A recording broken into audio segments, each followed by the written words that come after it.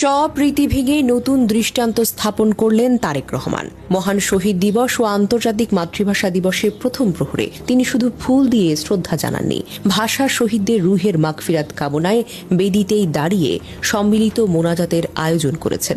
স্বাধীনতার পর এমন দৃশ্য এই প্রথমবার। রাষ্ট্রীয় পর্যায়ে শ্রদ্ধা নিবেদনের পর দোয়ার মাধ্যমে শহীদদের স্মরণ।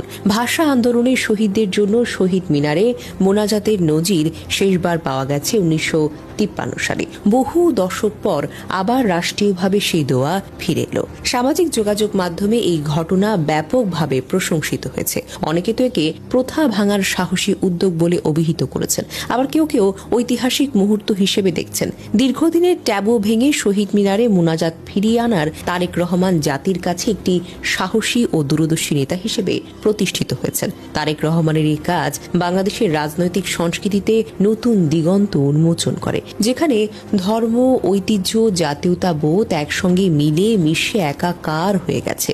এমন নেতৃত্বের জন্য তিনি সকলের কাছে প্রশংসা ও শ্রদ্ধার দাবিদার। রাষ্ট্রপতি মোহাম্মদ শাহাবুদ্দিন শ্রদ্ধা নিবেদন শেষে এলাকা ত্যাগ করার পর প্রধানমন্ত্রী শহীদ মিনারে আসেন। তিনি একা পুষ্পস্তবক অর্পণ করেন।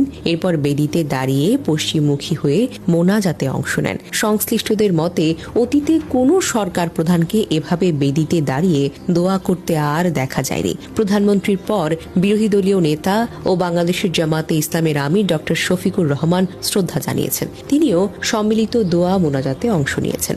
রাজনৈতিক বিভাজনের ঊর্ধ্বে উঠে যে একই স্থানে দোয়ার একটি চিত্র অনেকের কাছে রাজনৈতিক সংস্কৃতির ইঙ্গিত হিসেবে প্রতিভাত হয়েছে জানা যায়। এদিন প্রধানমন্ত্রী উপস্থিত হওয়ার আগে 11:55 শহীদ মিনারে যান রাষ্ট্রপতি মোহাম্মদ শাহাবুদ্দিন চুপ্পু। তারপর ঠিক 12:01 একা পুষ্পস্তবক অর্পণ করেন। 12:05 রাষ্ট্রপতি শহীদ মিনার এলাকা ত্যাগ করেন। ঠিক 1 মিনিট পর শহীদ মিনারে আসেন প্রধানমন্ত্রী তারেক রহমান। এর মানে প্রধানমন্ত্রী জেনে বুঝেই শাহাবুদ্দিন চুপ্পুর সঙ্গে দেখা এড়িয়ে গেছেন। প্রধানমন্ত্রী একাই এসে শ্রদ্ধা নিবেদন করেন। তবে গত বছরেও প্রধান উপদেষ্টা একা শ্রদ্ধা নিবেদন করেছিলেন, কিন্তু তারা সেখানে দাঁড়িয়ে মোনাজাতটুকু করেননি।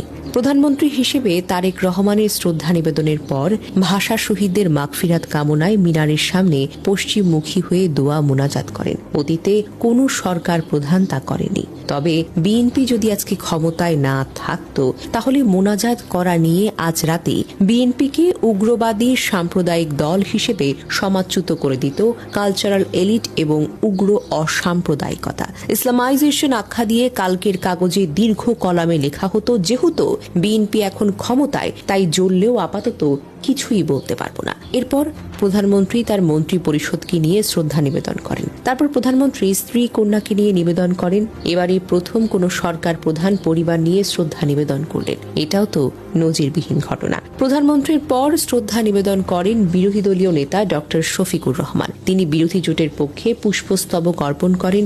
এই প্রথম জামাতের কেউ শহীদ মিনারে গেলেন। শ্রদ্ধা নিবেদনের পর শফিকুর রহমানের সহ জামাতের এমপিরা, নাহিদ ইসলাম সহ এনসিপির এমপিরা একসঙ্গে দোয়া ও মোনাজাত করেন। যেহেতু প্রধানমন্ত্রীর দোয়া মোনাজাতের সমালোচনা কালচারাল এলিটরা করতে পারবে না, সঙ্গত কারণে জামাত জোটের দোয়া নিয়েও তারা কিছুই বলতে পারবে না। আসলে এটা একটা মাইন কাটচিপা। হাত যদি আওয়ামী লীগ ক্ষমতায় থাকতো, তাহলে বিএনপি, জামাত, এনসিপি নেতাদের দোয়া মোনাজাত নিয়ে যে কি পরিমাণ সমালোচনা হতো, ক্ষমা করো হে শহীদ মিনার, এই শিরোনামে লেখার বন্যা হয়ে যেত।